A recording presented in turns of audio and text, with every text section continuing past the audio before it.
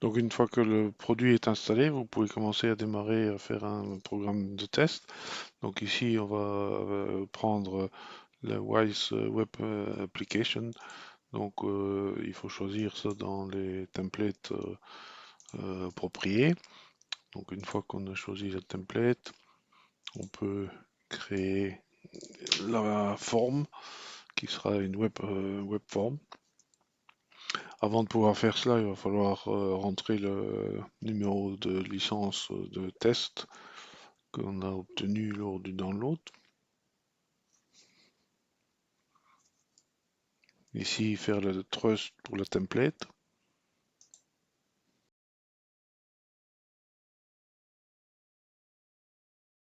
Voilà. Donc, si la forme pour rentrer le numéro de trial n'apparaît pas, vous pouvez le faire apparaître à partir d'ici. Donc, à partir de là, vous commencez à entrer votre numéro de licence et vous l'activez. À ce moment-là, vous avez 15 jours de test pour pouvoir commencer à développer. Voilà, l'installation est terminée. Maintenant, nous avons quelques icônes supplémentaires sur notre desktop.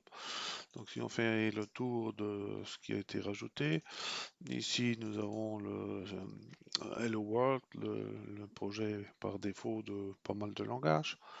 Après, on a l'auto-updater qui, lui, va être installé également sur la machine. Donc, il travaille en background. Il va aller checker s'il y a des mises à jour qui sont disponibles. Si c'est le cas, il y aura un pop-up qui va arriver pour vous en prévenir. Ça, vous pouvez faire la même mise à jour. Après, il y a le theme builder. Donc, le voici, qui permet de configurer tous les aspects visuels des thèmes que vous voulez utiliser. Donc après, on a un PDF qui est assez intéressant à conserver, étant donné qu'il nous ramène sur pas mal de liens. Donc ici, aussi bien pour les exemples que pour le thème Builder, on a une fois le lien vers le site du fabricant du Wise. La même chose pour les thèmes.